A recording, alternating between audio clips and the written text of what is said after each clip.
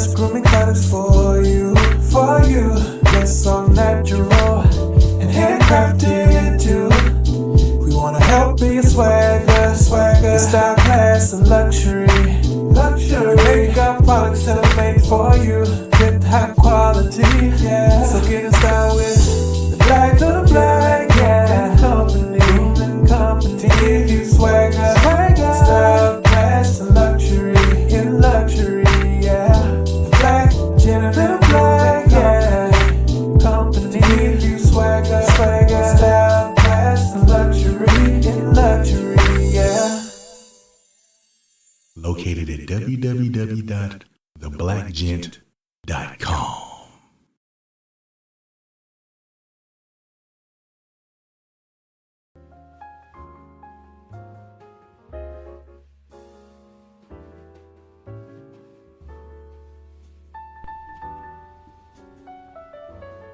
Yo. What's good? It's Stormybman, and I am back. Welcoming you to the Friday Night Chop Session with Stormybman for this Friday, October 11th, 2024. This is number 161 in the series of Friday Night Chop Sessions as we're moving right along through the calendar year of 2024.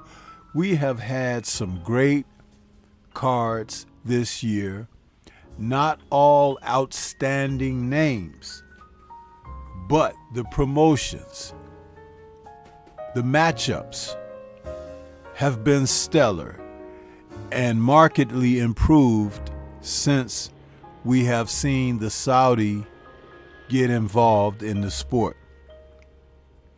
It makes it exciting because you have something to look forward to that many more times in a calendar year outside of what the boxing gods would deliver to us and the things that we would pine and hope for.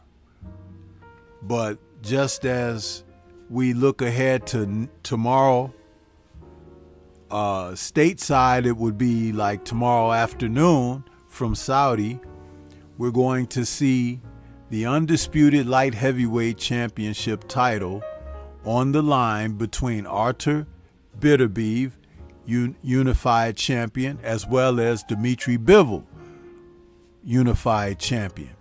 These two Russian gentlemen will come together to finally deliver a one above all in the light heavyweight division. So we're looking forward to this. It's quite exciting. Yesterday I did a pre-fight show, kind of just breaking down the card a little bit. And I realized as I was coming to the end of the broadcast that I hadn't had a chance to talk about one of the fights on the card, the cruiserweight title between Jai Opetaia and Jack Massey. So we'll talk about that one a little bit tonight too, as we get more in depth into the rest of the matches, because they are tomorrow and we will get a chance to really be entertained by some quality boxing. I mean, I look forward to it. I hope that you do as well. The way that I've talked about it ad nauseum all week long, my premieres in the mornings have been about the undercard and the main event. We were originally supposed to get a co-main of Shakur Stevenson against Joe Cordina for Stevenson's WBC lightweight title. It is not to be, as Stevenson allegedly suffered a hand injury while prepping for the fight. But everything will still move forward. The co-main now will be an exciting matchup, rematch between heavyweight hopefuls Fabio Wardley and Frazier Clark. Quite possibly a better fight than Cordina challenging Stevenson. Those two men fought earlier this year. I think it was in March, and they gave a stellar fight between two young, up-and-coming heavyweights. And I say young, even though Big Frazier is 33, he's still young in his career with only 9 fights. Fabio, who doesn't have the boxing experience of Big Frazier, with 17, 18 fights in his career, but boy, does he enjoy the sport. He enjoys participating, he enjoys the battle, and he's quite an engaging person when they sit down and have conversation with him. So the UK is in good hands when it comes to the heavyweight division. It's the rest of the world now, including the US, that's gonna have to try and catch up. Some people may not like hearing those words, but guess what, people? The best way to stop those words is for the fighters from the domestic US of A to step up their game. Because as I've been stating throughout this year, the people on the other side of the pond have surpassed America's top brass. Yeah! So we're going to talk about things a little bit this evening. We're going to take a moment, go to the chat for a little bit of a roll call, see who's in here, huh? Let's see who we're working with this evening. We got Universal Truth out there, Royal Constrictor, Dragon Fang, The Messenger 215 is back. Been away for a minute. Where you been? Mahari Nation, Sports Podcast in the building, 4-ounce Sniper, and Michael Ray the Second. Yeah. What's good, family? What's good? Listen, we are on a subscription drive toward 8,000. I have yet to see the numbers move much, but I'm reminding everyone with every broadcast and every video that gets released.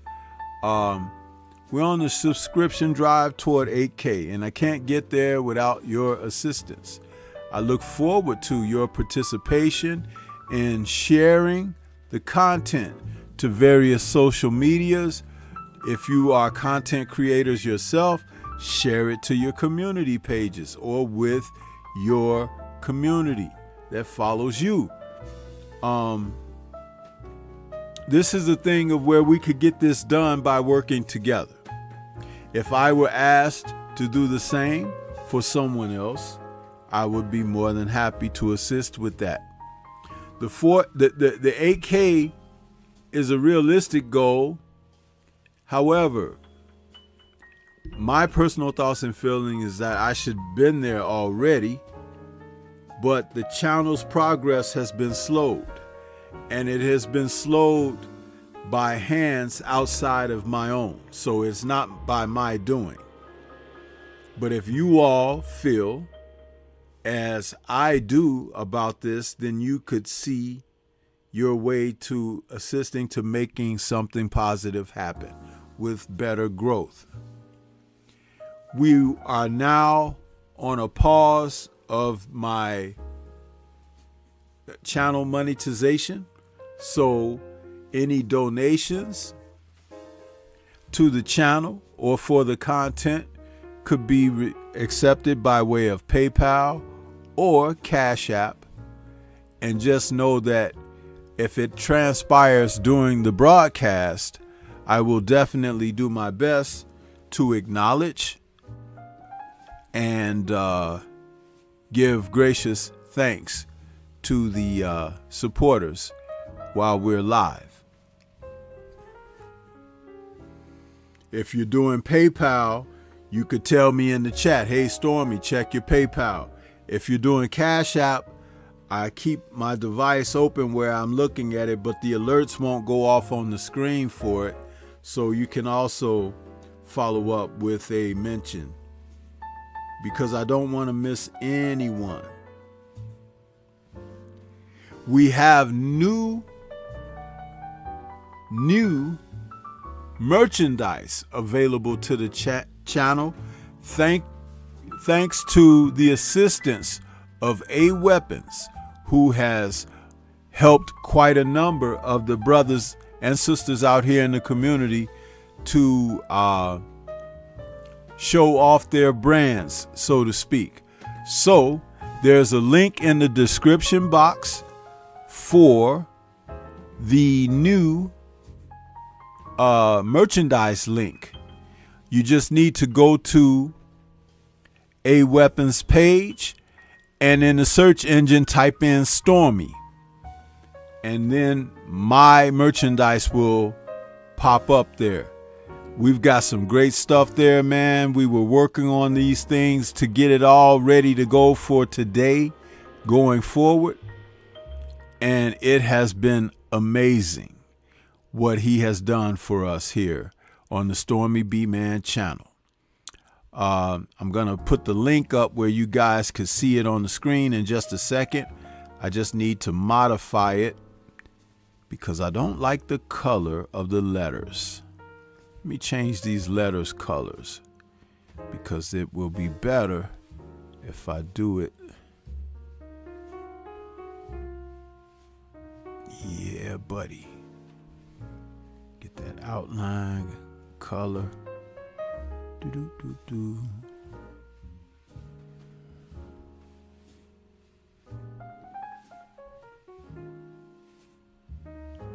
Let's see here.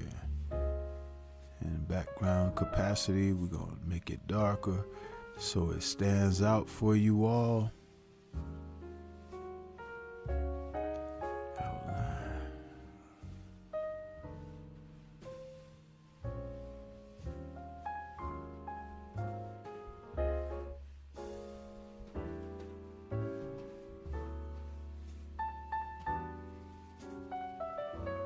Yeah.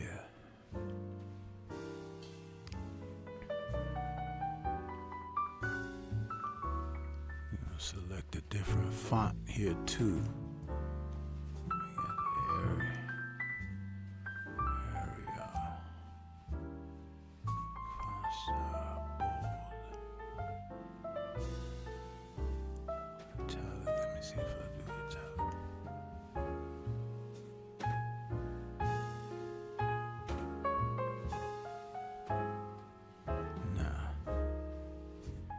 We'll keep that regular.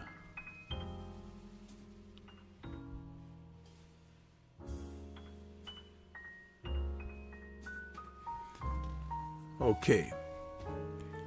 So, on the screen right now, live and in living color, is the link for the new merchandise on A Weapons, my Shopify page. So you guys could, copy and paste that or click on the link if you've already done business with Mr. A Weapons site. Like I said, all you need to do is go to that page and type in Stormy, and my items will pop up for you. There are some tremendous designs there, much better than what we were seeing initially, but the old merchandise is still available on Streamlabs. So we're going to be working this, you guys.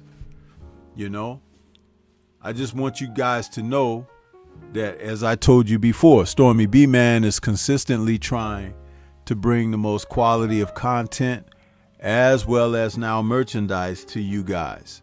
So just know, and your support will be deeply appreciated. Yeah. So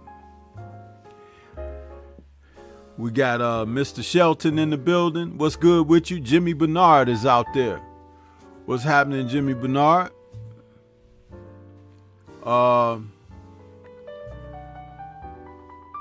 Deacon Dollars is in the building, and J Man is with us again this evening. What's happening to everybody? What's happening? So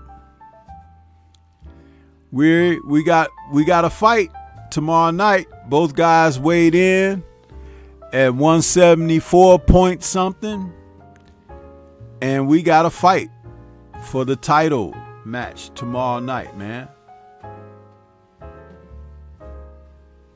Yeah, so let me change the imagery here too. I'll put something up on the screen a little more tantalizing, huh? Put that fight poster up with these guys. Yeah. Jamal Davis in the building saying, salute Stormy. I was just watching your last video. I missed the live, but I have Bitter Beef winning. Michael Ray says, I think Bitter Beef takes it. Yeah, man, it's going to be good, you know. I mean, you could like who you like, but just know that these are the two best guys finally coming together to do their thing, man. That's what I'm so excited about. I always like seeing the top dogs go at it. You know what I mean? It's just something about that, being able to see the top men do their thing.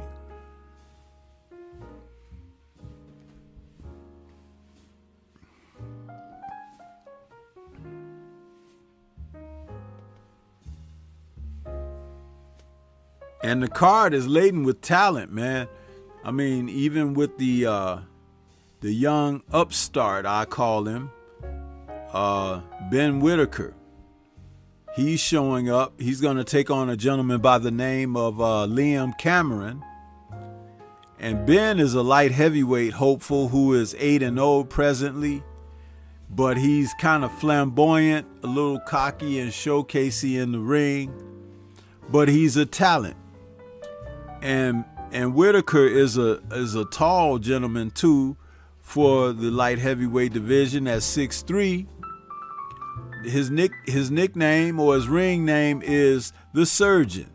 So he's 8-0 with 5 KOs, but he's looking to be more of an entertainer and showman in the vein of the Prince, Prince Nassim Hamed. But you know, the Prince is a tough act to follow. So Ben hopefully will find his way as he moves forward in the sport of boxing. He looked to show up each and every time that Matchroom puts something on for him, because he wants his face and brand to be out there consistently.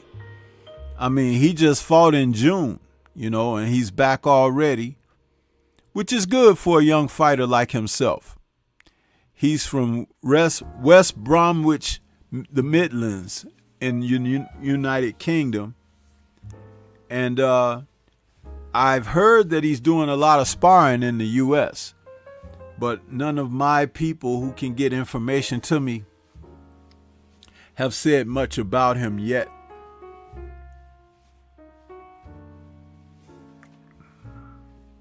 But I'll tell you this.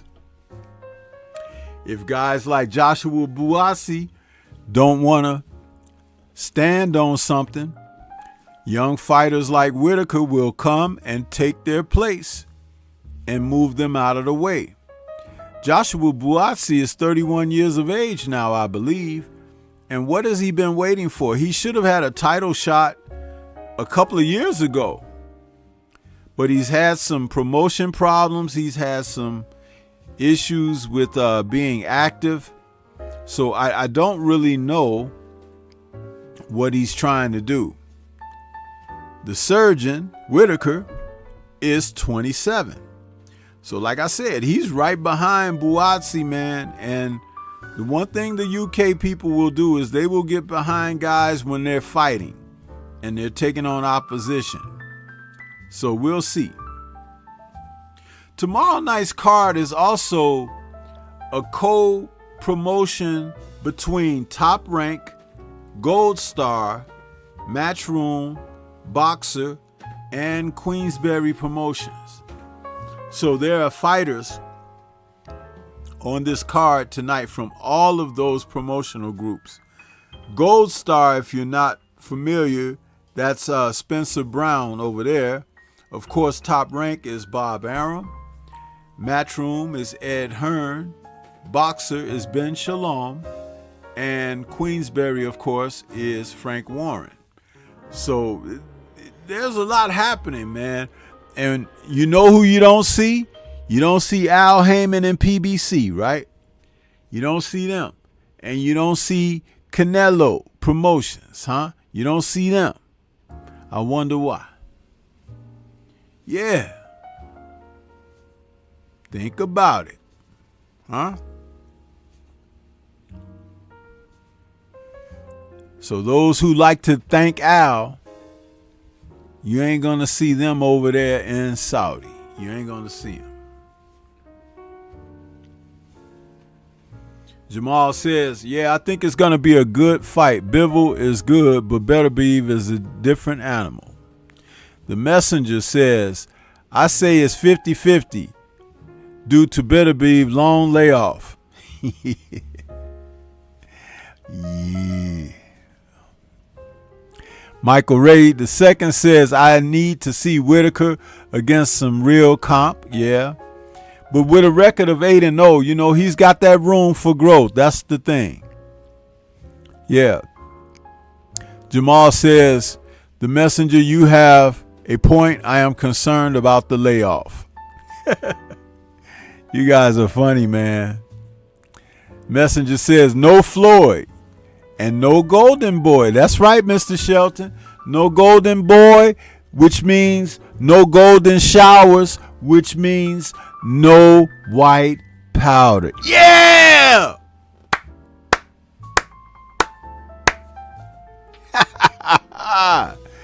You know I'm going to say it, right? They might not like it, but yeah, I'm going to say it, huh? Yeah. Uh-huh. Yeah.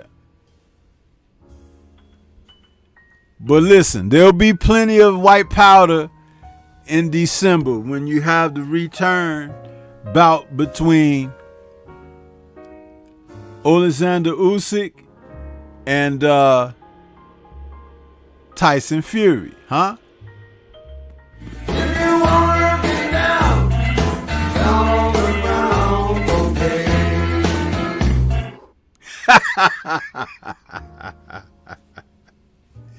Yeah.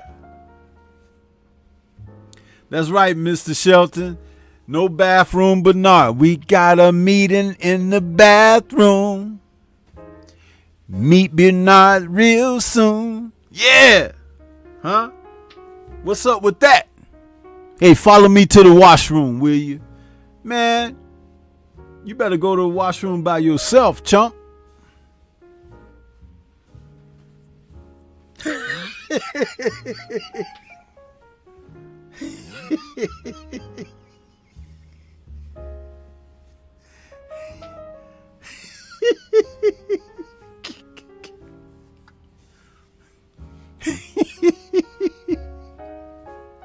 Yeah. And when they asked Canelo, you know, hey, you want to participate in some of this Saudi sauce? Canelo was like, I don't fucking care. yeah.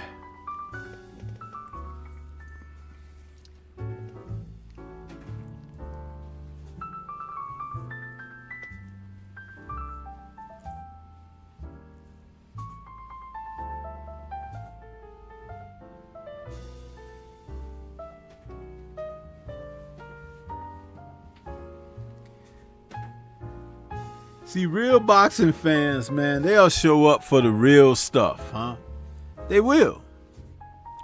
I don't know what to make of what's happening with these guys who don't want to make the deals with the Saudis, man. But if you think that Amazon Prime gonna be paying them money like what was that? What was that? NBC and Fox Sports and all of that. Man, ain't nobody got time for them mismatches over there, huh? I hear they trying to do Maul Charlo and Andre. Man, that fight is so old, man. You know what that's like? If you had a barbecue and you took some of the ribs that you had at the barbecue and you put them in the freezer, huh? And you forgot they was in the freezer and you take them out the freezer like 3 months later and try to warm them up. Hey, you know what's going to happen, right? Everybody going to the hospital. So, you know, with trying to bring Maul and Andre together now, for what? Huh?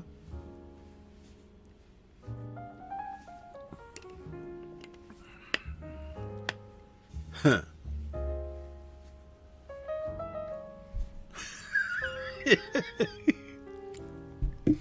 Yeah. I'm coming for them belts, boy.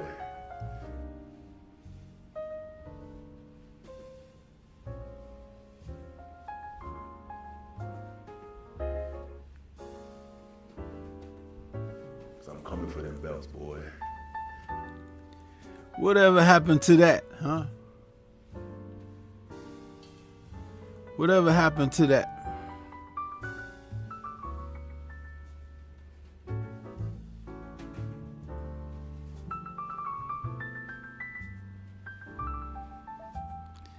And what is this dealing with these misfits of boxing? You know, when you got a guy like Maul Charlo who pretty much done showed you that there's some instability, to say the least, huh? You gonna pay your money to go watch that? Huh? Listen, I was around when Oliver McCall had that mental breakdown in the ring against Lennox Lewis. That was not a pretty sight, man. It was not a pretty sight. And we're supposed to tune in and pay money, pay-per-view for that? You guys would be better off watching the Kardashians, okay? And I am definitely not endorsing that.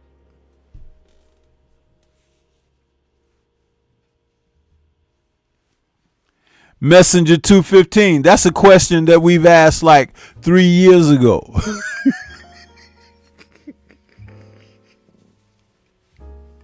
You hear what I said? We asked that question about 3 years ago. And still ain't got an answer.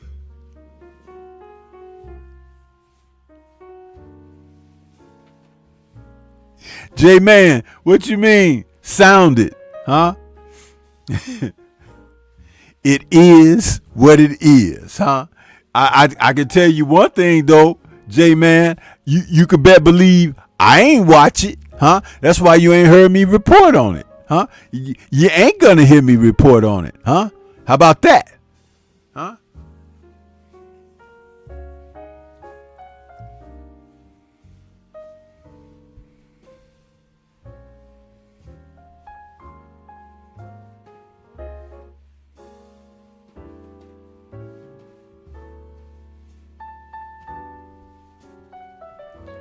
See, next time he open his mouth, one of y'all should have a reporter ask him this very question.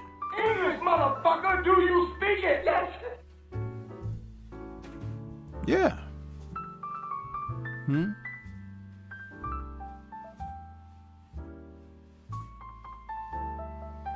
They told me about that fight. I was like, who fighting who? They told me about that fight. I was like, Get the fuck out of here.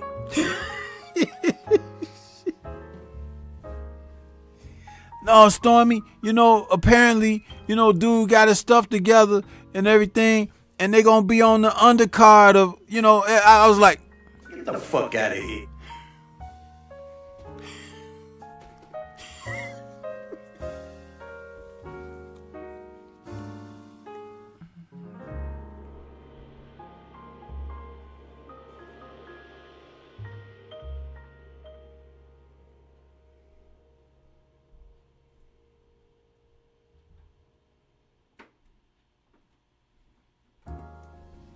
Yeah, but Jamal Davis, was it really injuries though? Or did he, when he started making a little bit of change, did he begin to behave strange? Huh? That's what I noticed. Huh? They always different when they hungry. Huh? I'll take on any SOB in the house. Bank account fill up with a few notes that weren't there before, and they're like, I don't want to leave the house.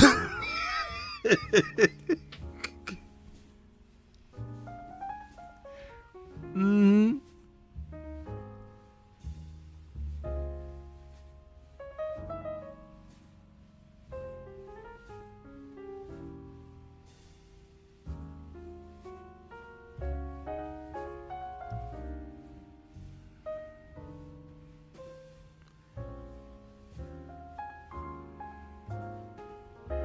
Yeah. You ask him, hey man, you gonna take on that number one contender?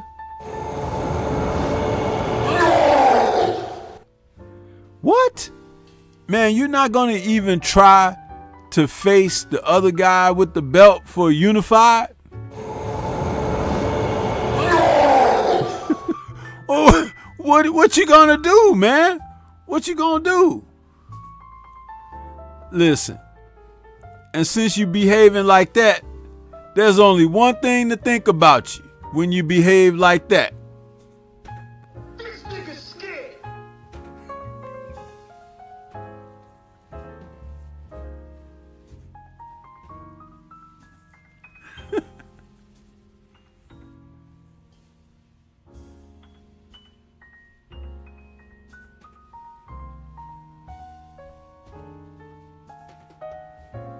Yeah, man.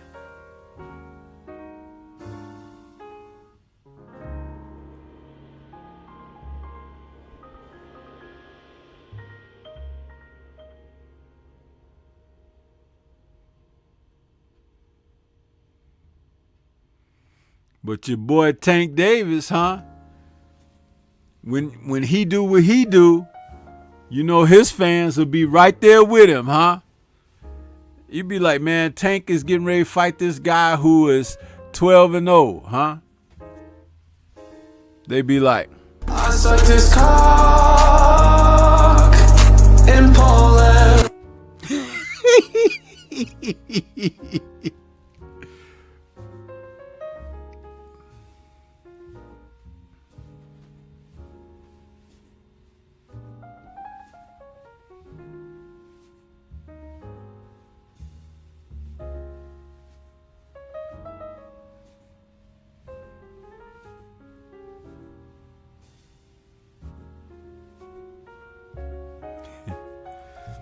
yeah, you know, and J Man, I'm gonna tell you something.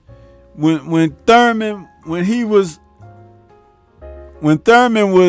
on the way up, chasing the title and everything, he was like, man, we could put these fights. They ain't even got to be on pay-per-view. He was saying all of that, wasn't he? He was saying all of that, and then after he made a few dollars and he went over there and started studying the Kama Sutra with that Indian lady, huh? He started playing the flute and everything. Didn't even want to come back and fight no more, man. They put the Kama Sutra on him. Salute to Boxiana. I see you out there. Araceli Diminis. What's happening with you? Yeah, you came to see Stormy. What's going on? Yeah, I saw you over there in 78s earlier. I said, why Boxiana don't come to Stormy's channel? And here she is. I appreciate you showing up. But listen, Keith Thurman forgot one important fact. When you get in there and you're at the top, huh? You have to face your contemporaries. He was always making up some kind of excuses, not to fight Bud, not to fight Arrow, huh? He was always coming up with something. But he forgot one important rule, huh? Let me show you what the rule he forgot. Lord. See how lucky you are here. I got some good news for you. You two. Just want you to know that from now on, you won't have no more trouble out of Illinois Garden. That's right. I wash my hands. I'm through. I'm out. Tiny, you have trouble learning, son. No, sir. Well, they should have taught you a long time ago that once you're in, you can't get out. Should have. Get your ass on. I'm sorry. Get.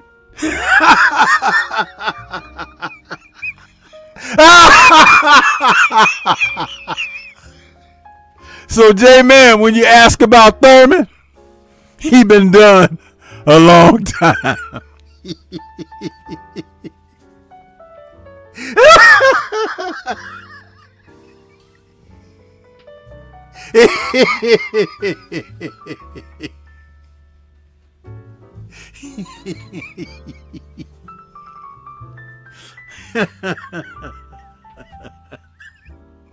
He thought he was out, but Officer Foley told him otherwise, huh?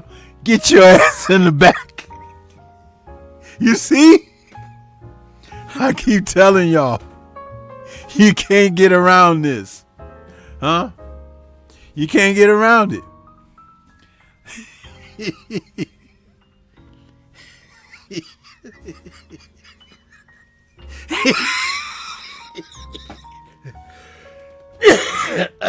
Yeah.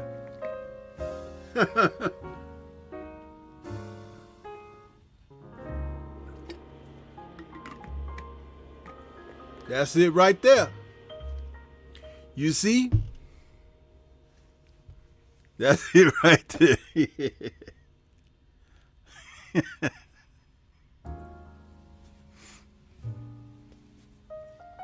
See, y'all probably get mad. You know, I say certain things about some of your favorite fighters or whatever. But you know what? Some of these guys, they need you to come down on them, man, because they need a fire lit under them. Some of these dudes is just like real weak, man. They weak.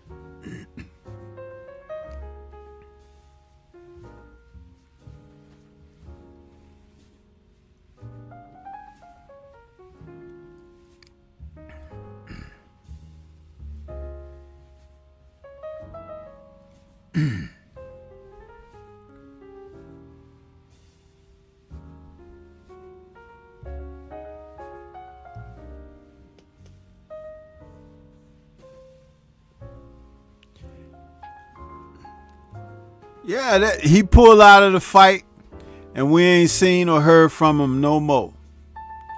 This how you know it's like these guys are so, you know, man, I ain't giving them no credit until they get in there and literally be almost, you know, taken out or something on a stretcher.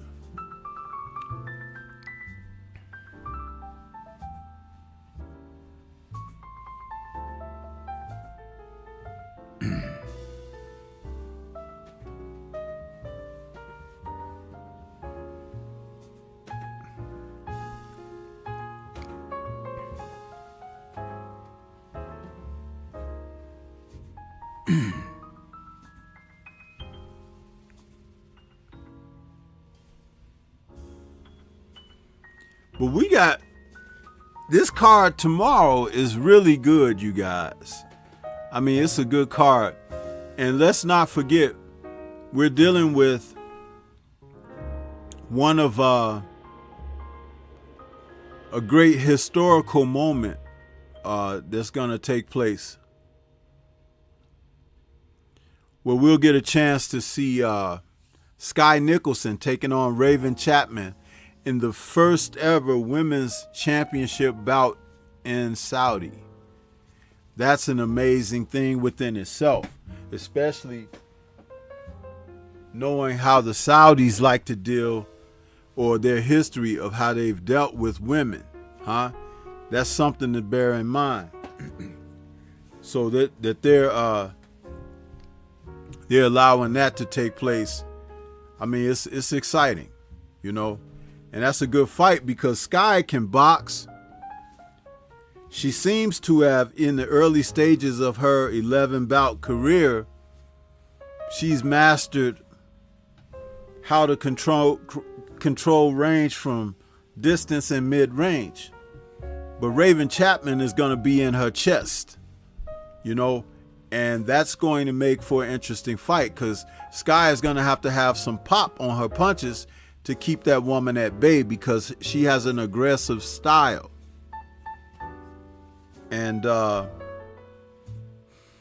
she's going to bring it. Jamal Davis says a lot of these fighters are all about money nowadays. Don't get me wrong, they deserve to get paid, but they really aren't hungry like they used to be. Yeah, man. And I'll tell you something, that inactivity is a fighter's worst friend, huh? Not fighting on a regular basis. Some of these guys, and they're not even in the top elite class of the sport, but some of them don't fight more than twice a year. And they be lackluster performances at that. I was like, man, what are they doing? It's like, get your butt, especially, okay, you fighting a guy that on paper says that you should annihilate him, right? So say the guy doesn't go past 3 or 4 rounds with you. Why are you not fighting for another 9 or 10 months? That's crazy. When Oshaki Foster faces Robeson Canseco coming up before the end of the year, I think they're fighting in November. Oshaki is the only former and world champion who has fought 4 times this year. 4 times.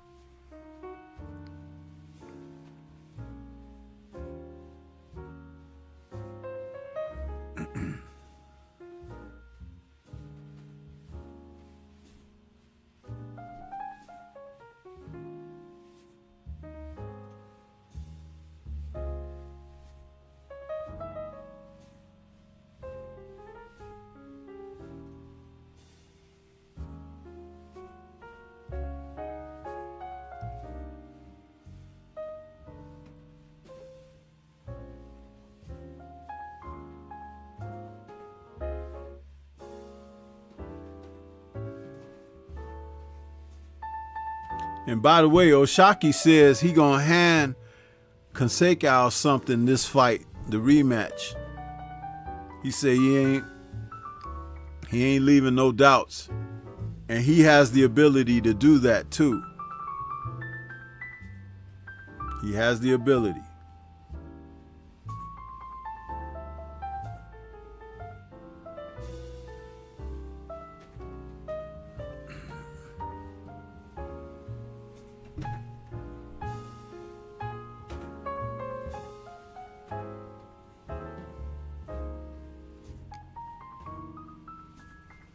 But that cruiserweight IBF title fight between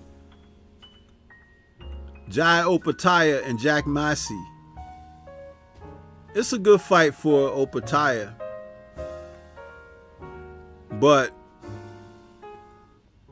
the money fight for Opataya is going to be when Chris Billum Smith gets in there with him. And Billum Smith didn't want any smoke with him when they were trying to pitch a fight for this card. Billum Smith is going to be taking on Zurdo Ramirez. And, you know, Zurdo is being trained by Malik Scott now. So that's going to be an interesting fight. Will he have, I think this will be his second fight under Malik.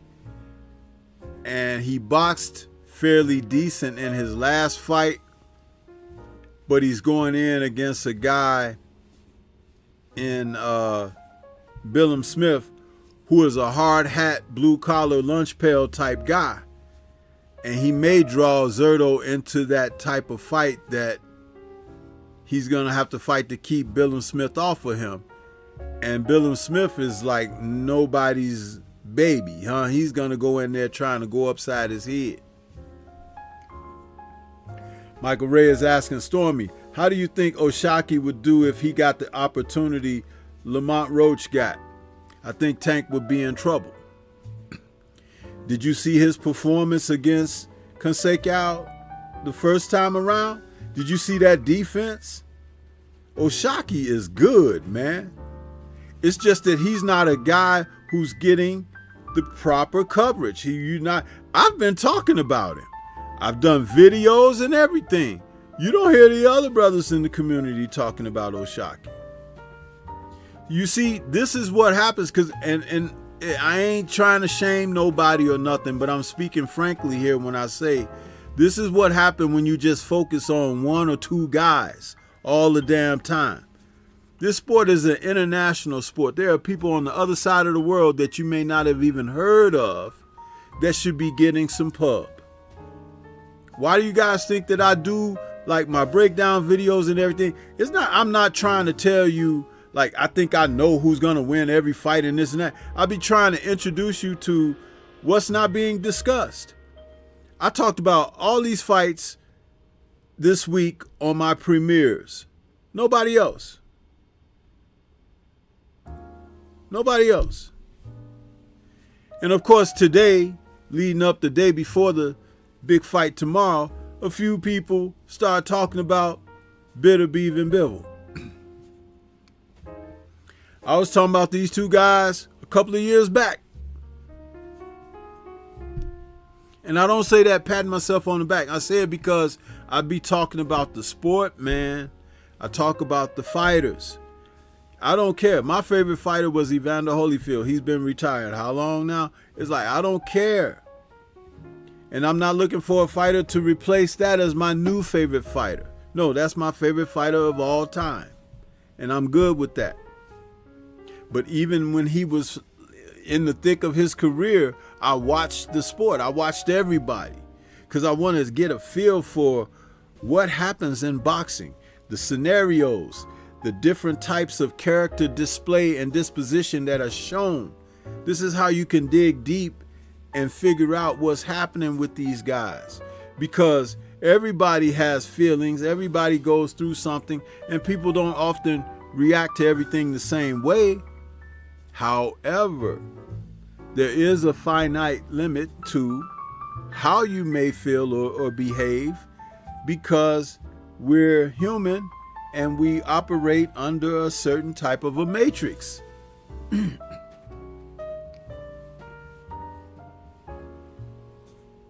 I talk about the ladies, right? The ladies fighting. It's like, who else is talking about the ladies fighting in the community? Seriously. But there's some damn good fighters out there. Sky can box her ass off. She kind of looks like a Southpaw Roy Jones in there when she's boxing. But again, not just because somebody is good or look good or whatever, but because it's the sport. A couple weekends ago, I talked about the ladies fighting. We had 2 cards on a Friday night, 1 card on a Saturday. Alicia Baumgardner headed up a card. Michaela Mayer headed up a card with Sandy Ryan. And then on Saturday, you had Terry Harper, and Rihanna Dixon. That was historical, that you had a weekend of women headlining boxing cards for the whole weekend. That was historical. Who else talked about it?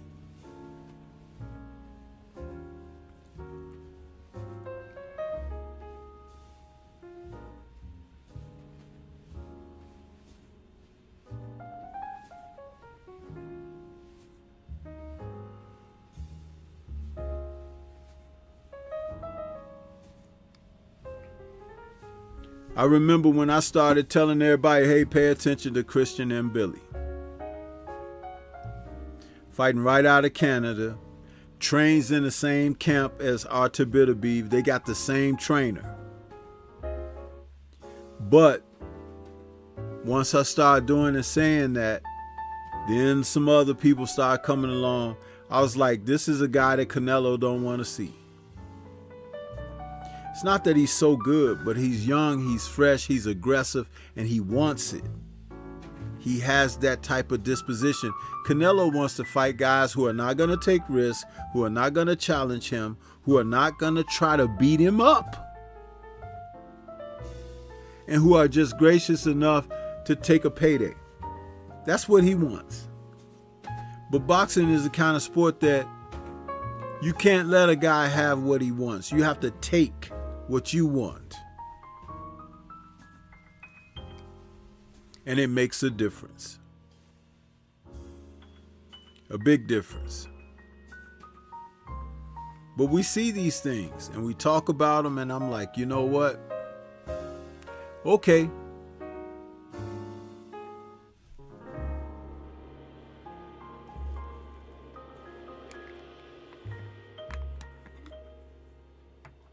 Yeah.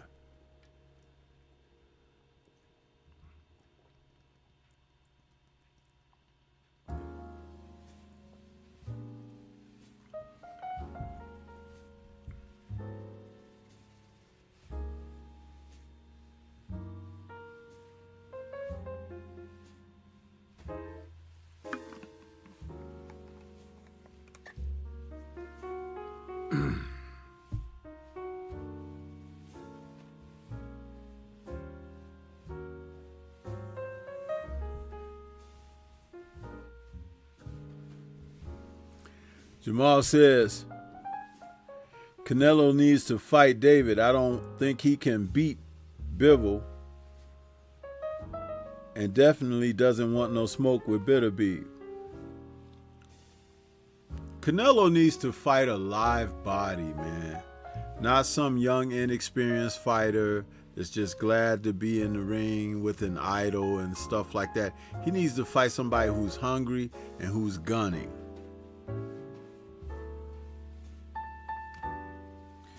Those glad to be here, wish you were here guys, man, he's fought too many of those.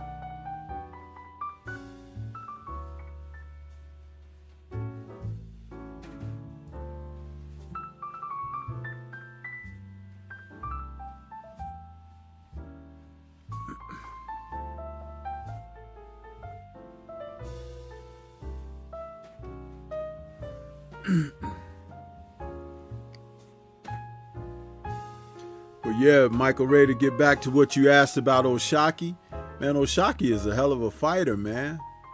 A hell of a fighter.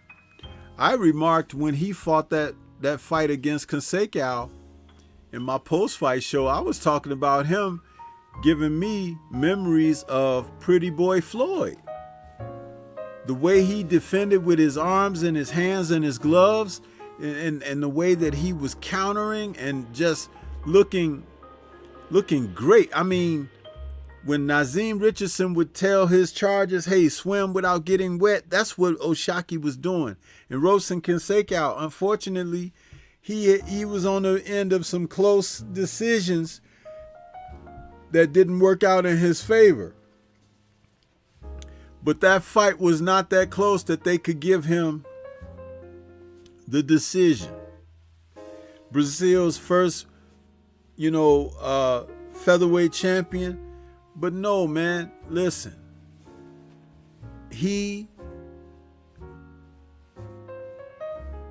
fought well, but he did not beat O'Shaquie.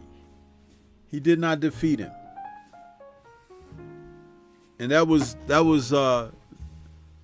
one of the worst decisions that we've seen in a long time. One of the worst.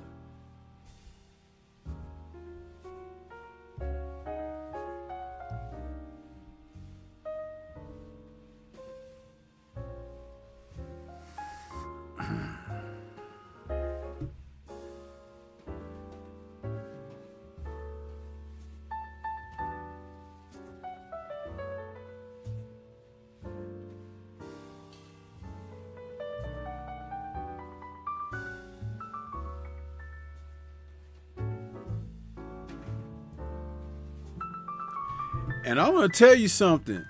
You say you think he would frustrate Tank. I think that he could hurt Tank too. I think he's the type of fighter that his temperament, the skill set that he brings, and his ring IQ are all what serve as a detriment to Tank Davis.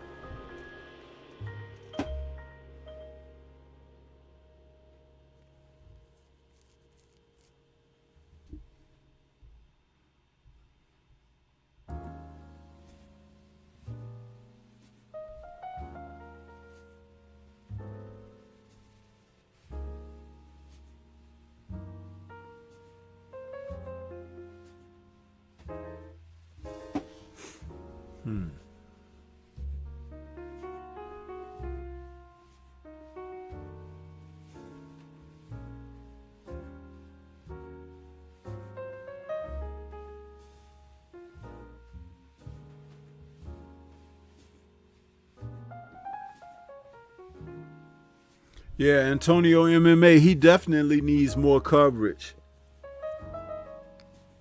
I think Drew should try to get him on in the Strong House. It'd be great to have him. He's a pretty good little fighter there. All he needs is a couple more names on his resume, and then you can start calling him great.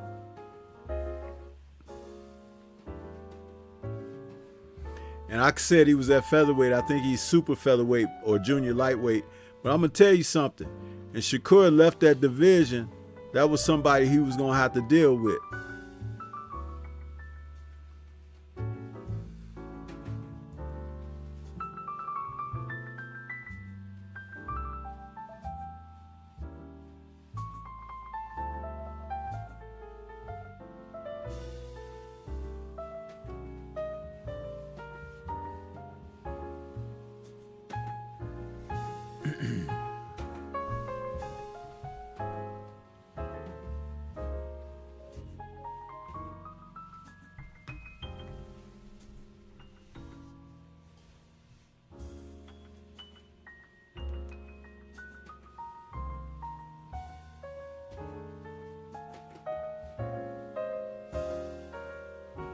Mahari Nation says, I'm only one of few who speak on the ladies.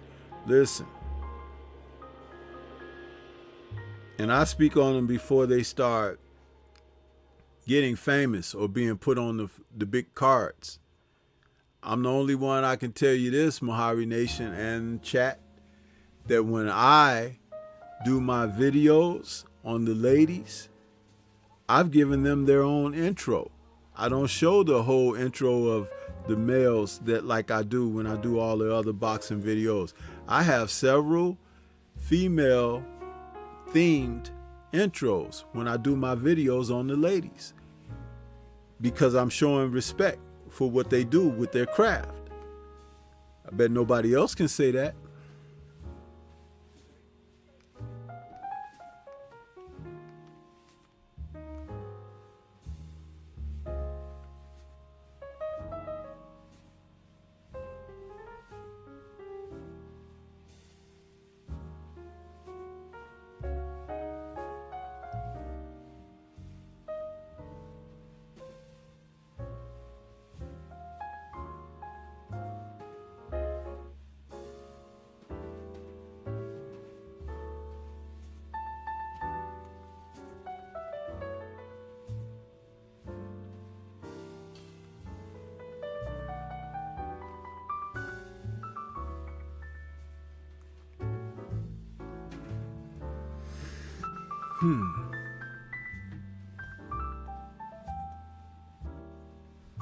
So let's open it up with some Q&As, you guys. What kind of questions you got for Stormy? Huh? Put something up there in the chat.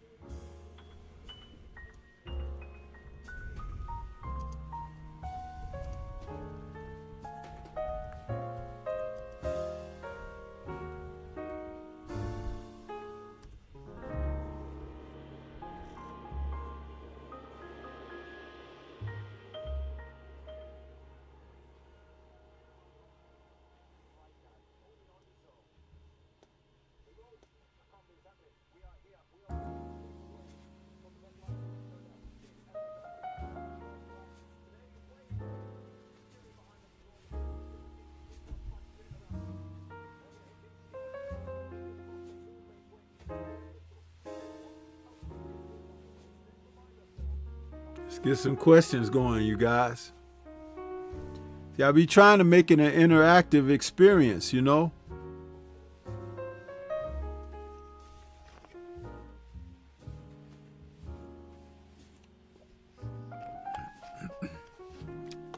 I'm going to tell you guys something that I was watching the public workout for Dimitri Bivol.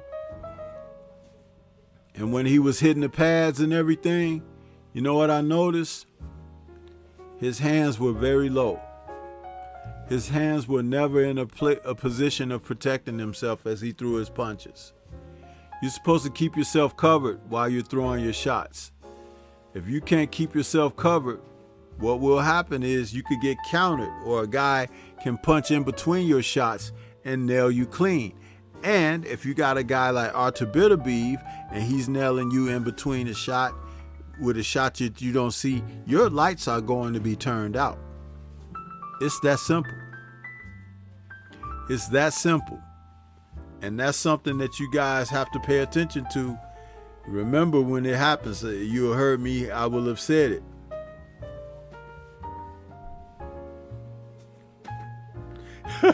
Universal is asking, what can Bivol do to win? He doesn't have enough time. He needs experience on learning how to fight inside and to punch with authority and effectiveness to be able to keep Artur Beterbiev off of him at some points in the fight. I don't think he punches hard enough for that, and he's not an inside fighter by any means. So that's a pass, Universal. I don't see him winning. I did not pick him to win. Michael Ray is asking, do you give Bivol any shot? I got it 60-40 Beterbiev. Man, it's more like 70-30. Okay? It's more like 70-30. What you guys don't realize about Artur Beterbiev is this. Everything that Bivol does, everything, Artur can do it too. They come up in the same Russian program, just like the Cubans. That's a certain type of a style, boxing style, that Bivol fights out of. Artur fought like that in the amateurs. Now, as a pro, he began to realize his ability to get people out of there, because most of the opponents that he faces are not as sturdy in their resolve as he is. They're not as confident in their abilities as he is. And technically, they don't have much superior than what he has. He's one of the most well-rounded fighters in the sport today. You know him for his 20-0 with 20 knockouts. But if he had to win a boxing match, he can do that. It's just that he's just a hard, conditioned, strong man.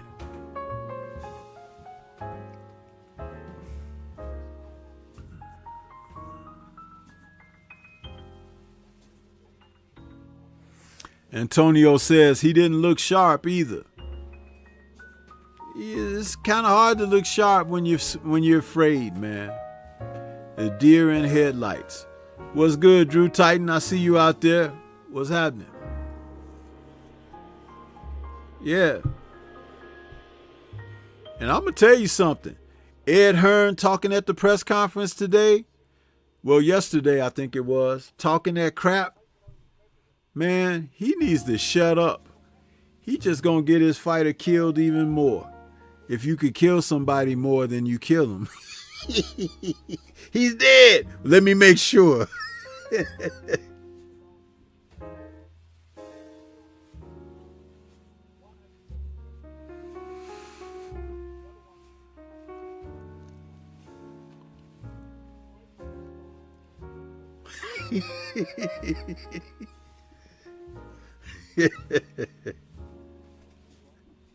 Yeah, Antonio. Artur was like, what are you saying? And Ed Hearn was like, well, you need to worry about Bivol. He was like, I'm fighting him tomorrow, but me and you could get it on today. And Arthur wasn't joking. He wasn't joking. He was like, man, see, this is what I'm saying. These people don't listen. There are guys that you just don't play with, right? You grow up in the neighborhood. There's always this one guy that don't nobody mess with, because when you mess with him, he gonna take it to the 11th or 12th level.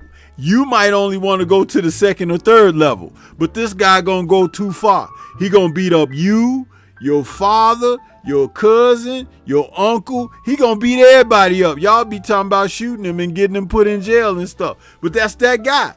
There's one in every neighborhood. Yeah.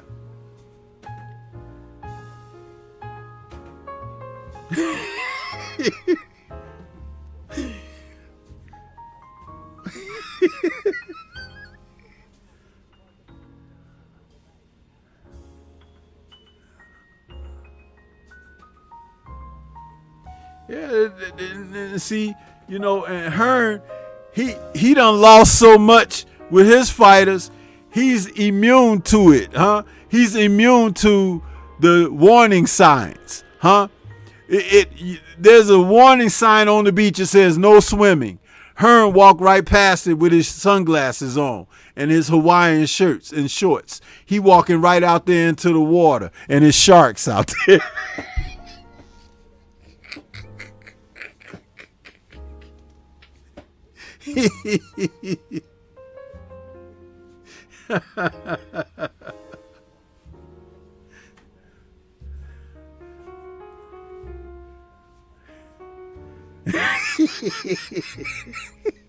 He ignored the warning signs. It is always somebody like that too.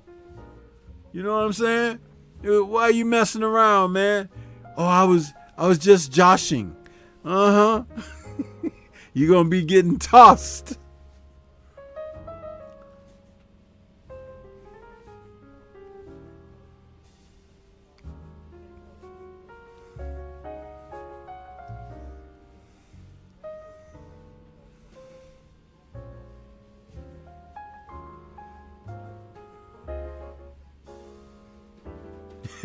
Drew Tice says Arthur has the scary mass murderer style smile.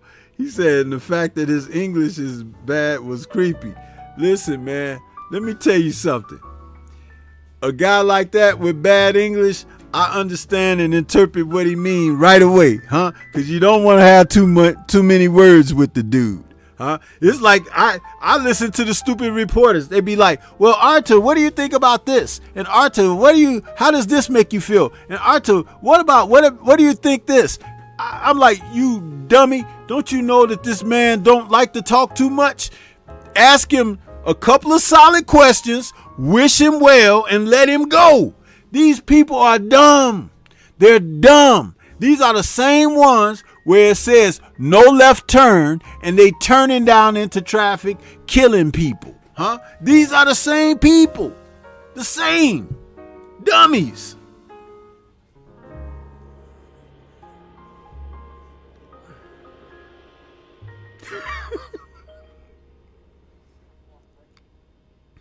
Cameron Fields, what's good with you? I see you out there.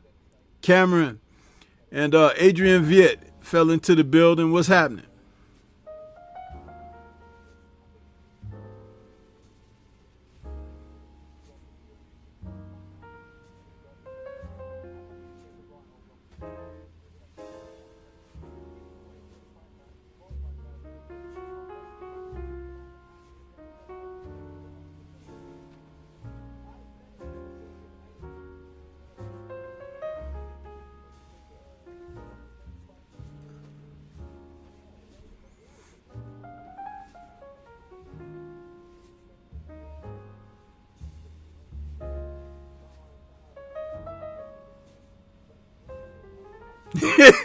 I was watching the replay right now from the press conference where he was talking that shit to Bitter Beef, Ed Hearn. Man, Hearn don't know. It's just like when he was talking mess to Terrence Crawford. I'm like, dude, Do you know that Terrence Crawford would make you empty your pockets right there on the golf course, man? You don't know who you dealing with, bro.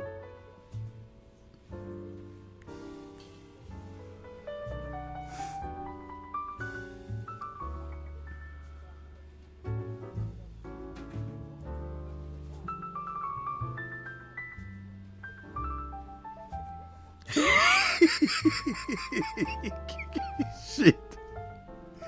It's just some people who don't really understand stuff. They just let shit go, and then they be like, oh, police. It's too late then. It's too late then when you're saying police. Huh?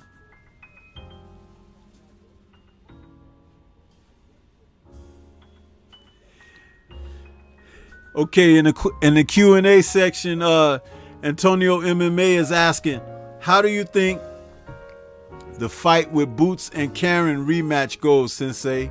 That's the one that gives me eerie vibes. Listen, Boots is going to have to step it up, man. He's going to have to step it up. Listen, that Karen didn't come anywhere near getting knocked out. It's a styles matchup issue, but Boots should still win the fight. But he's put a lot of pressure on himself.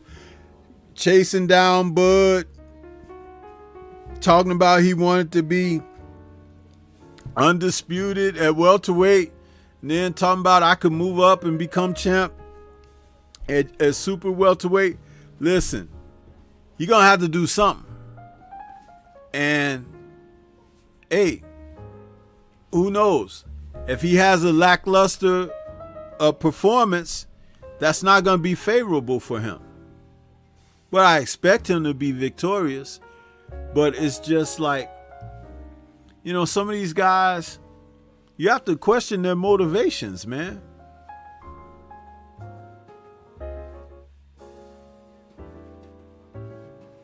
Michael Ray says Hearn was sitting back loving that Eubank Ben confrontation yesterday. Yeah, you see, I think there's something deep on with the Hearn and Matchroom about the Ben Eubank situation. I think they want Ben to defeat Eubank because Chris Eubank Sr.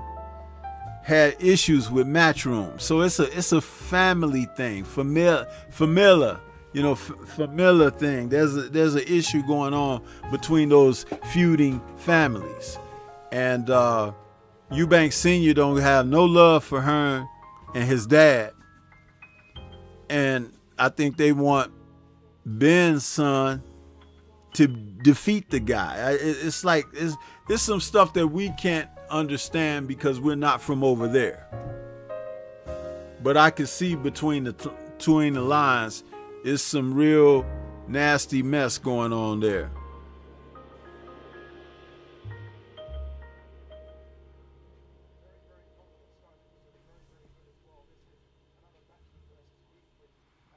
Well, Antonio, the reason that he didn't unify with Norman Jr. is because he didn't want to run the risk of losing to Norman Jr. in a unification when he's a little bit more established than Norman Jr. is at this present time. See, people just learning about Norman Jr. a little bit because of the fight with Santillan and him becoming a new champ. Boots has been touted for the past few years, right? So imagine him going into that fight and losing. Then it's like, oh, he was nothing anyway. You see what I'm saying? So it's like they would need Norman Jr. to prove himself a little bit more. Not that he's not good or anything, but for him to establish himself a little bit more for them to go in and run a risk such as losing his title to him without that guy being better known. I can understand that end of the business, but I don't understand why he wouldn't go for Imantas Stanionis, because that's the other guy, right? I think he's managed by Shelly Finkel. Make Finkel put that dude in the ring. Go out there and beat the other names in the division. Jamal James hasn't retired. Go beat him up. Go beat up Rashidi Ellis. Huh? Fight these guys. Beat your contemporaries. You beat enough of them and people begin to respect who you are because you beat the others. See, these guys want shit handed to them without really doing any work yet. And then when they don't pan out, it looks really bad because they didn't put the work in.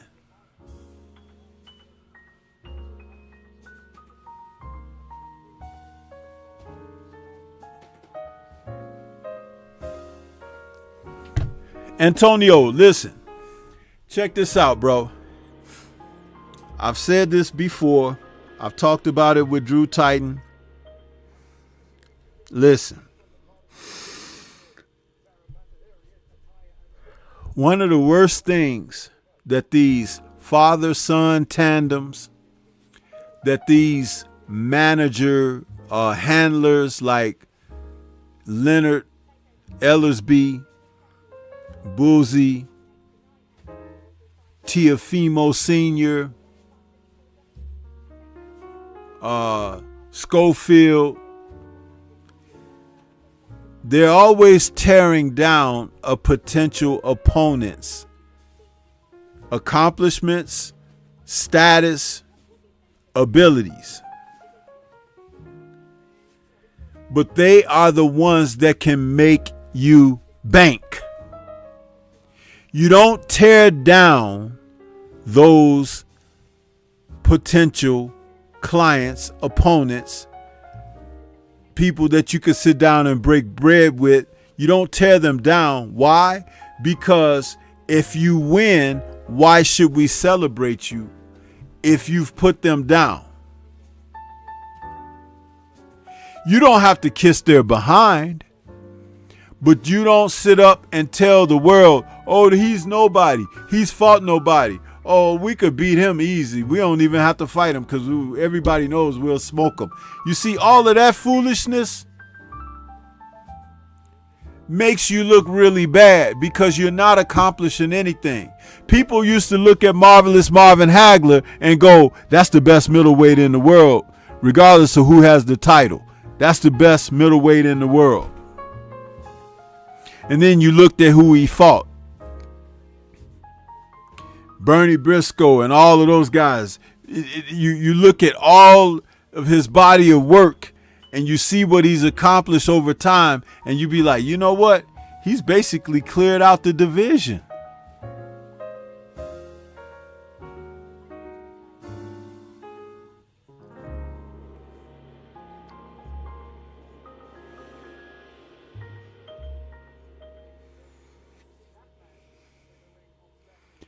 So when they want to tear down the other guy to try to lift themselves up, think about that for a moment.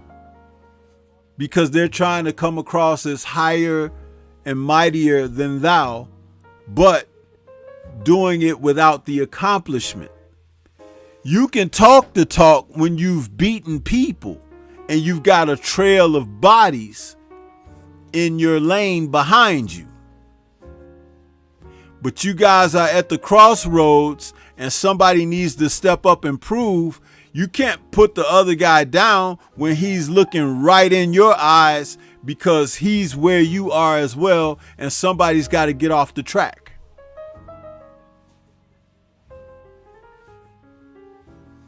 And these father trainers who are just, they're despicable, man.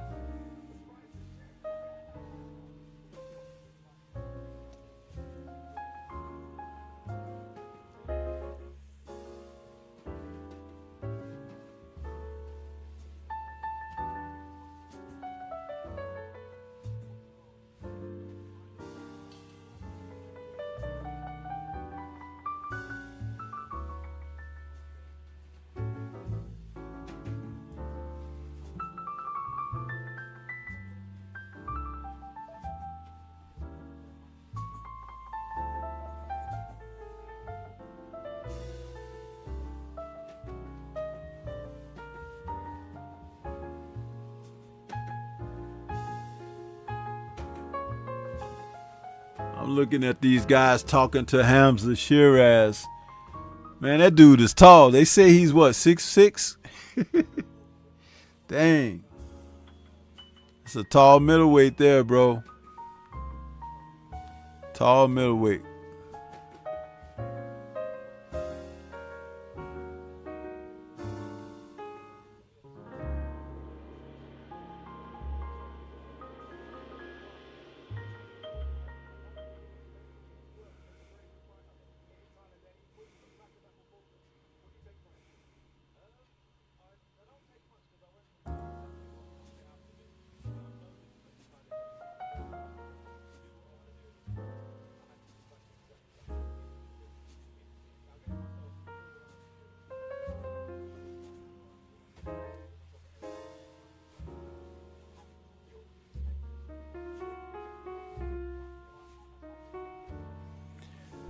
Antonio MMA. Yeah, you see, Boots,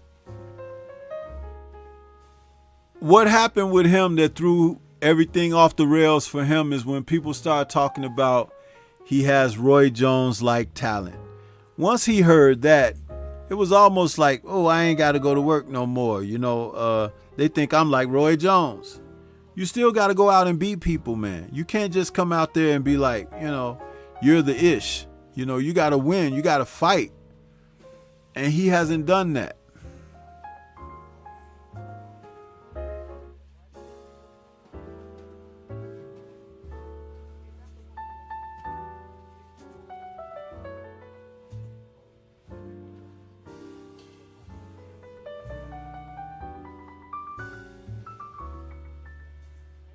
Well, I knew that the Ammo Williams fight was going to be bad for Ammo Williams because he kept his hands low a lot. He ran into punches. And there's something about Ammo Williams, man, that mentally, that guy don't appear to me to have his head in the fight and everything all the time. And he was showing those signs way before he got in there with Shiraz.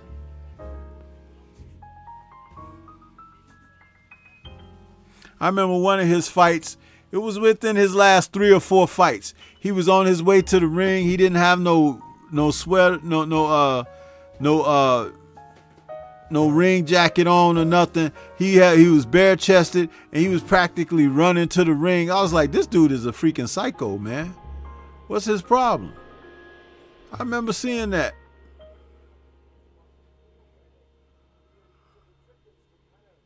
I don't know why my tablet keep cutting off, man.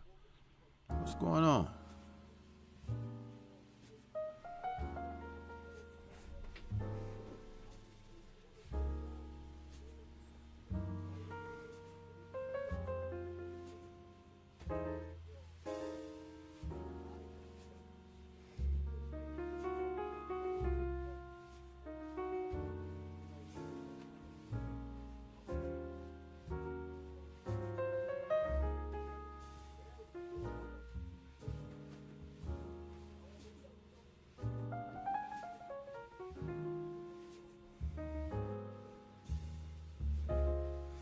But that's like Jai Opataya at cruiserweight, man. He wants to fight Chris Billum Smith. He wants to fight the other champion. They don't want him, though. They don't want him.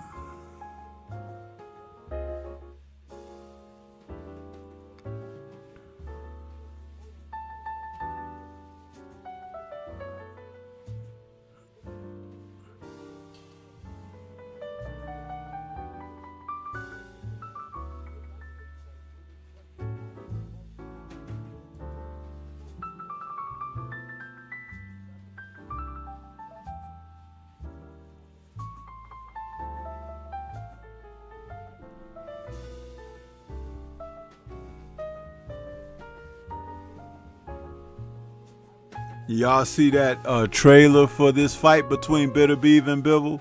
It's a pretty good trailer, man. Reminds me of what's that Braveheart,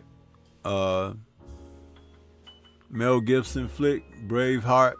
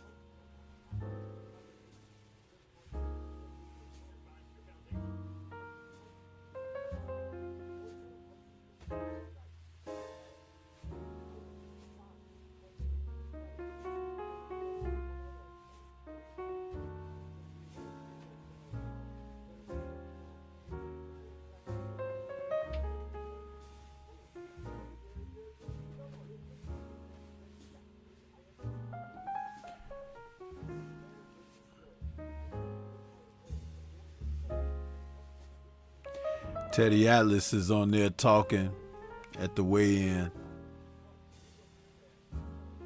Sometimes he says some stuff, I'm like, man, what the hell? Other times he'll be spot on with other things.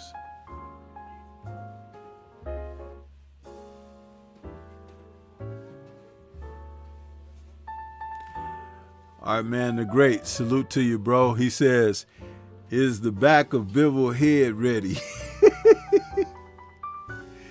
You mean where they removed the brain from the skull for the autopsy?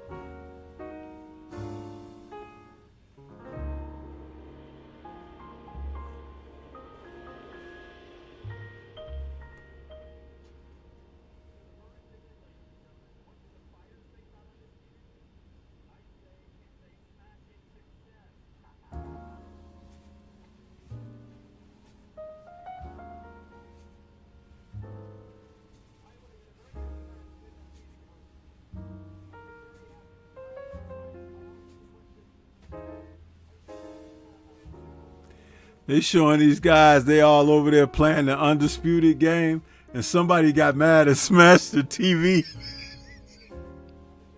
I gotta run that back and see who that was. That was hilarious. It was J.O. Pataya and a couple of other guys. They sitting down playing the Undisputed game.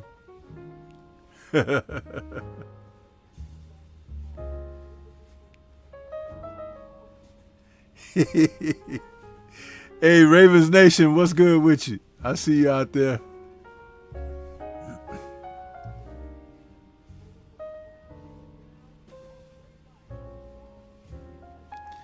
Art Man, why do you want Bivol to win? Why do you want him to win? I can understand someone saying that they favor this guy or even they pick this guy and they'll have reason. But I want to know why you want him to win.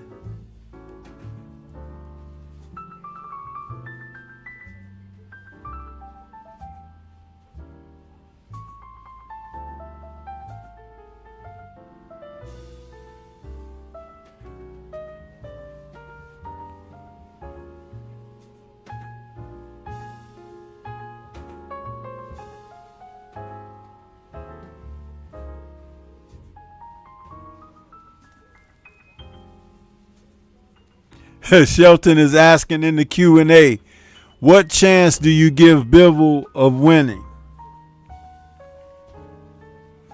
I give him a very minimal chance, very minimal.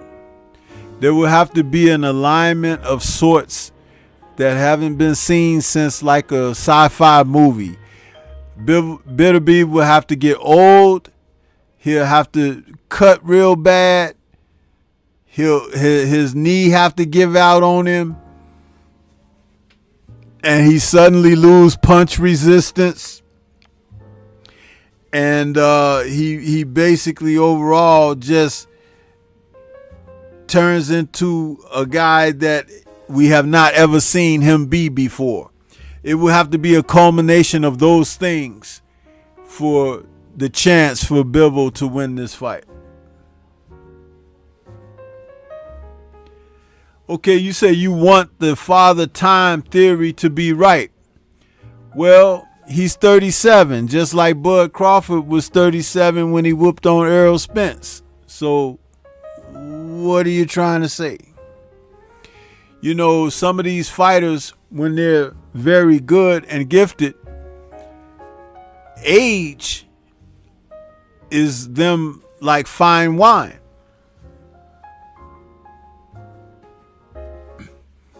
So That's something to consider.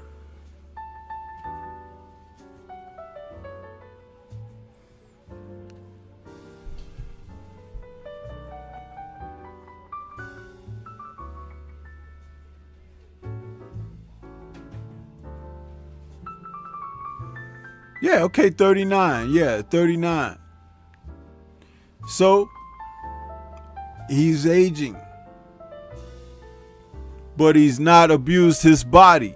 He doesn't live the lifestyle that most of these fighters of today live.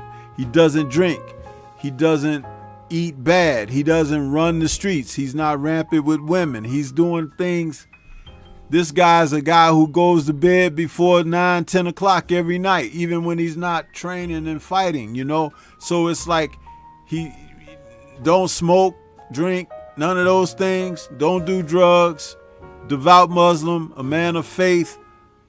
And he's a throwback. He has a fortitude, an intestinal strength that you don't see amongst these young men of today because they're not cultivated and cut from that type of cloth. He's a throwback. You could put him back in the late 30s or early 40s and he'll fare just fine with those guys of that era.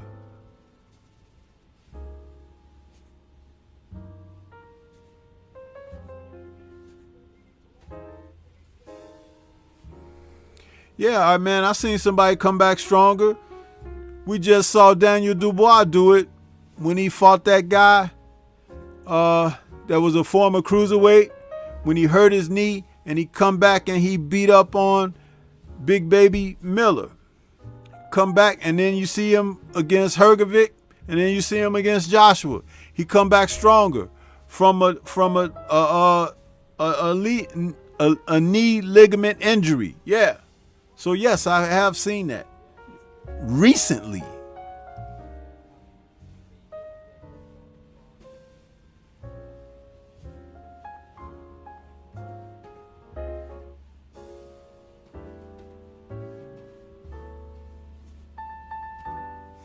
Being good doesn't have an age attached to it in a sport like this.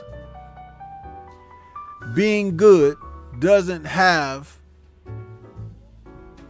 an age attached to it. There are proteges, guys who put on cleats and run with the ball and run for a touchdown on their first time running. There are guys who would walk up to their first at bat and hit a home run. There's a guy that'll jump off the floor and do a dunk and ain't never did it before. That doesn't make them great, but it's a hell of a start, isn't it?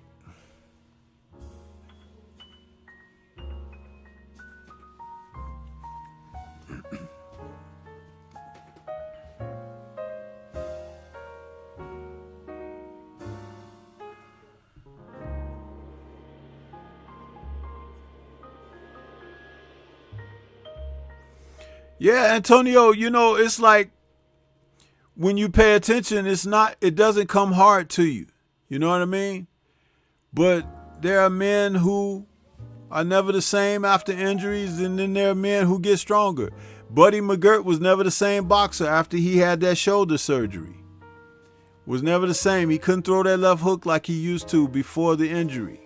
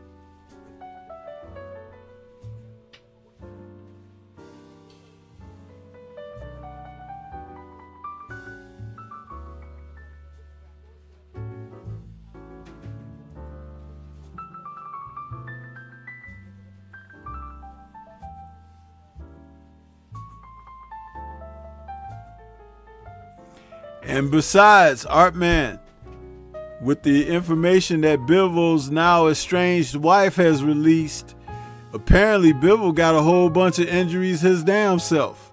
I don't know how true that is, but the information's out there now. So, you know, hey, he's going to have to overcome.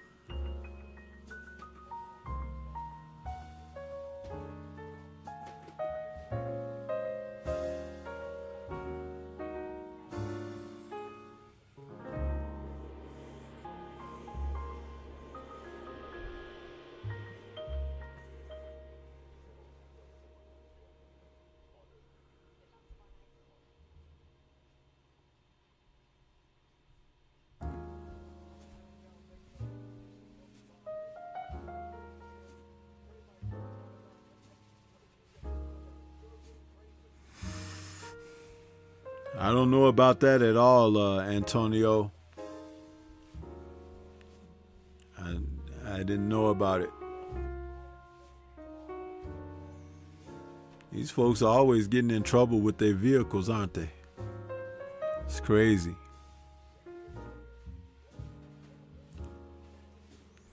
Mr. Shelton, you still out there? I gave an answer to your question.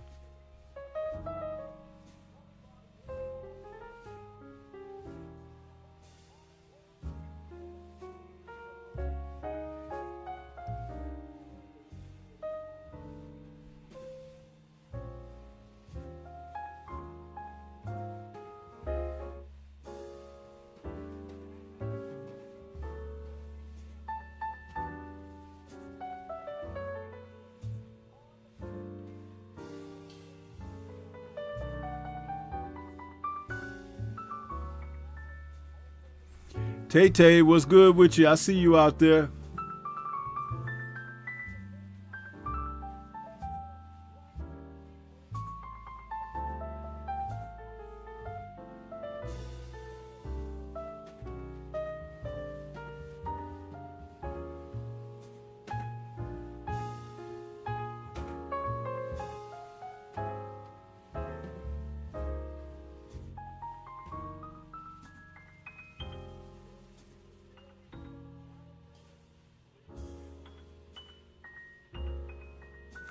No, Antonio, he gonna be eyes wide shut at the end of this fight. He gonna be eyes wide shut. That's where he gonna be.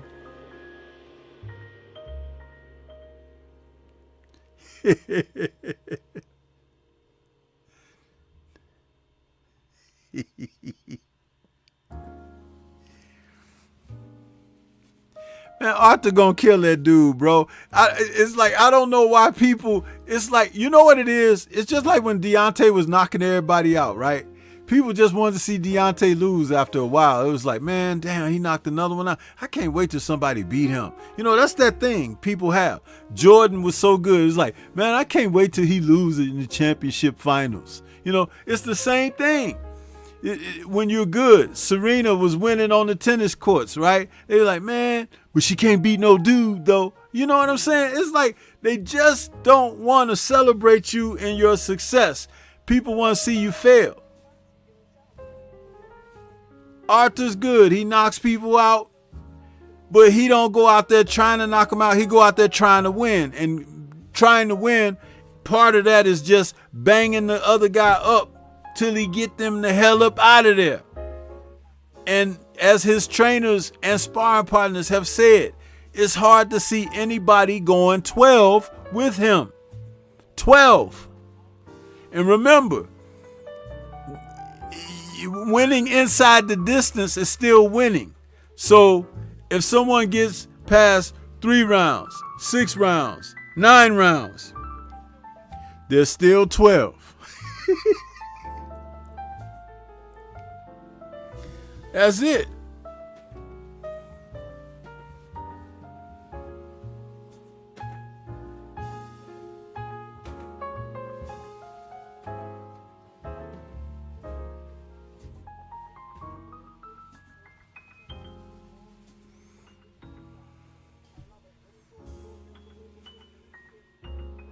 And he don't talk trash. He's very soft and quietly spoken. He's a mystery to some people. And some people just don't like that stuff, man. I don't like him, man. I don't like his beard, huh? I don't like because he don't say much. I don't like because, he knocked people out. Man, get a freaking life. Get a life.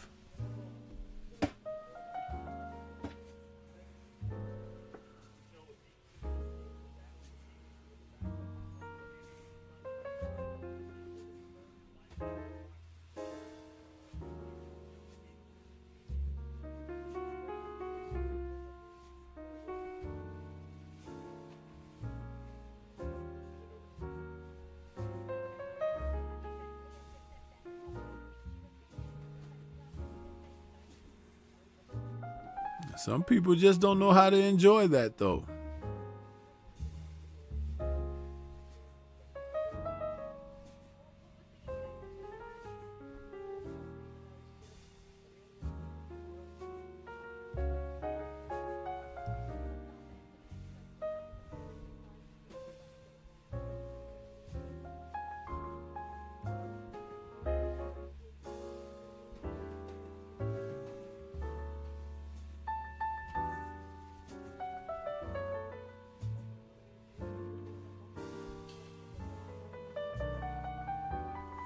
And I want to say salute to Shade Girl 85, who became a member on my Patreon. Salute, Shade Girl. Appreciate the support. Welcome to Stormy B Man on the Patreon. Yeah.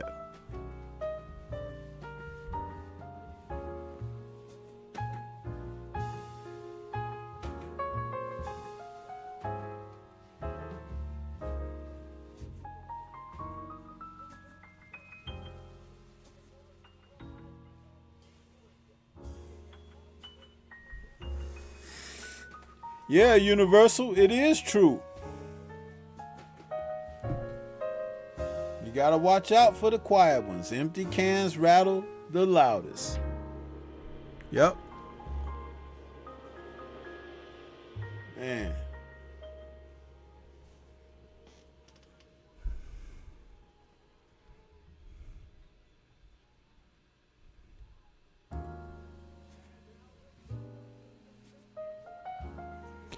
Here we go. We got the Jab Jamboree coming in on the Q&A.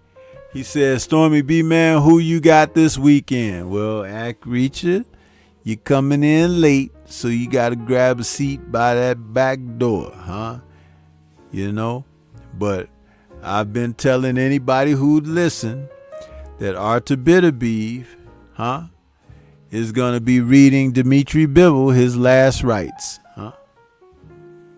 And we need about 6 of them supporters for Bibble for pallbearers, So if you up for the task, then you know what to do, Get your dark suit out and your white gloves.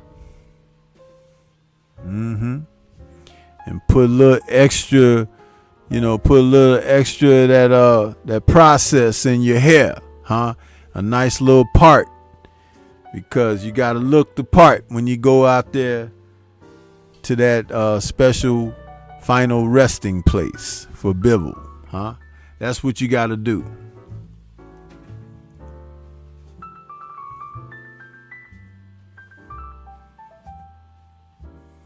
Man, Sky Nicholson, she got on the scale. Her forehead was so shiny. She looked like she had some of that P. Diddy baby oil on her brow. Why that girl forehead shining like that, man? Ain't nobody's forehead supposed to be that damn shiny. Nobody.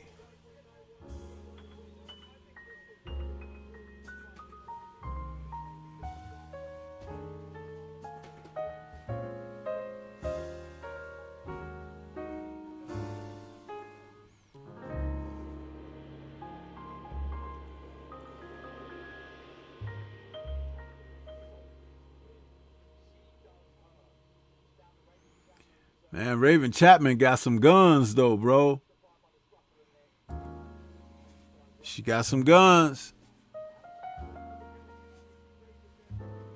Universal is asking, can anyone out there go 12 with Arthur?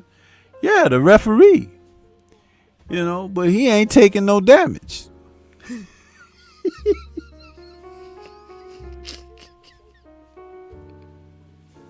Yeah. Huh?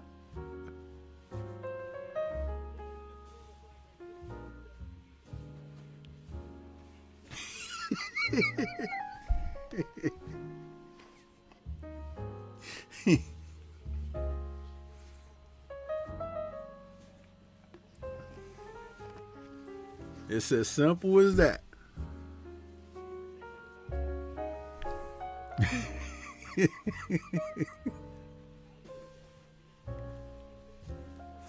You see, when I say things, I know sometimes it sounds funny and everything, but I'm very direct with it, man. This is gonna be like making a grilled cheese sandwich. You ever make a grilled cheese? Sometimes you get it be just crusty enough, right? The edges of the toast and everything. Hey, that's gonna be Arthur. Toasting Bivels behind.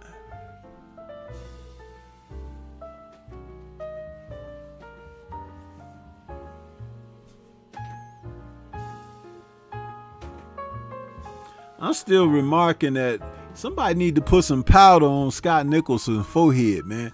That sucker it's got the glow. The no glow. That sucker, it's like bing. You hear that little sound when she come walking.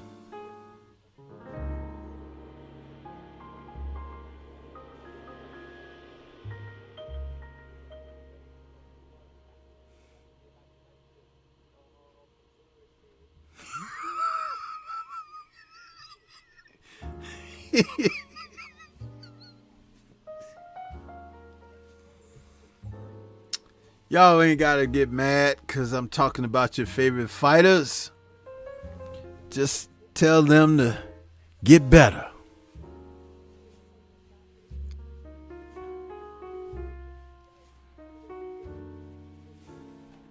Yeah, they gotta get better, man. Listen, I done watched so many fights, man, that when people don't try to improve, they think it's, complacency sets in. And that's when all the trouble began. That's it. Right there. I'm good. I'm straight. I got this. Then here comes Buster Douglas.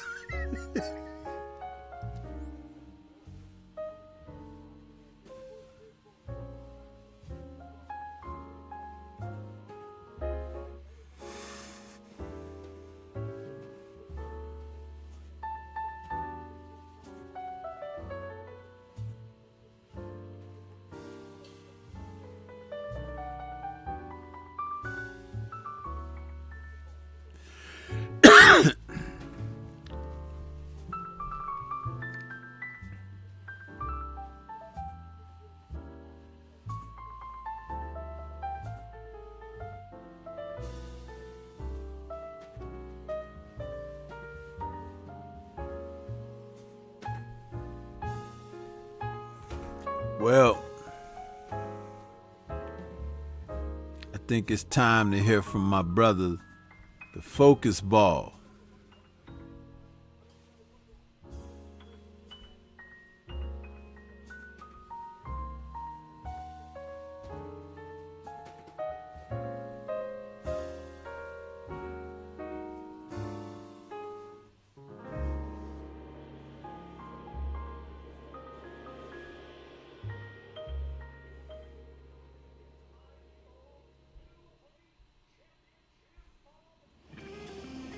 Get ready to take your striking game to the next level with the Focus Ball. Dramatically improved footwork, timing, head movement, hand-eye coordination, reflex, and overall fight IQ. It's lightweight and extremely portable, so you can train every time, everywhere. When you don't have a coach to do mitt work, get a focus ball. When you don't have a heavy bag to hit, get a focus ball.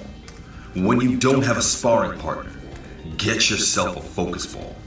And when you just want to have fun punching and kicking, get a focus ball. When you train with the focus ball, you train your eyes and your brain to read punches so that you can hit and not get hit, making this very simple device a must-have for all combat sports athletes and enthusiasts alike. So if you want to take your striking game to the next level, don't wait. Get the focus ball now.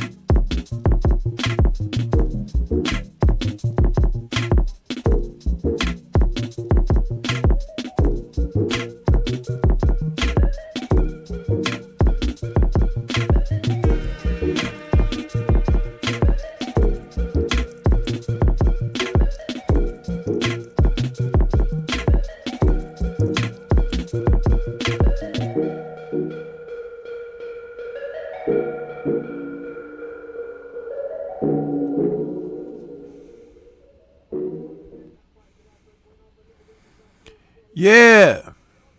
So we've come to the end of another Friday night chop session with Stormy B Man. Episode 161. Yeah. I want to say shout out to the mighty LDBC. I hope that each and every one of you get a chance to watch the fights tomorrow and enjoy them to your heart's content. And we'll be back with a post-fight show. I want to say salute to everybody. Enjoy your weekend. Thank you for tuning in as we head on into another big weekend of boxing. Take care. We'll catch you guys on the next one.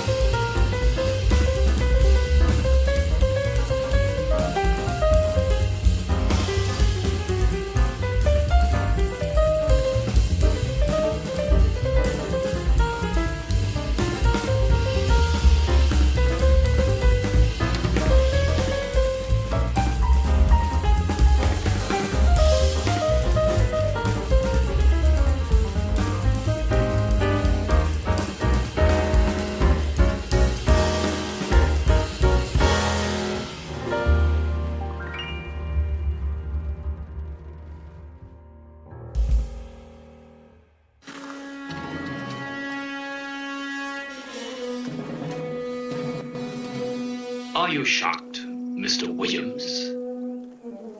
Only at how sloppy your man works.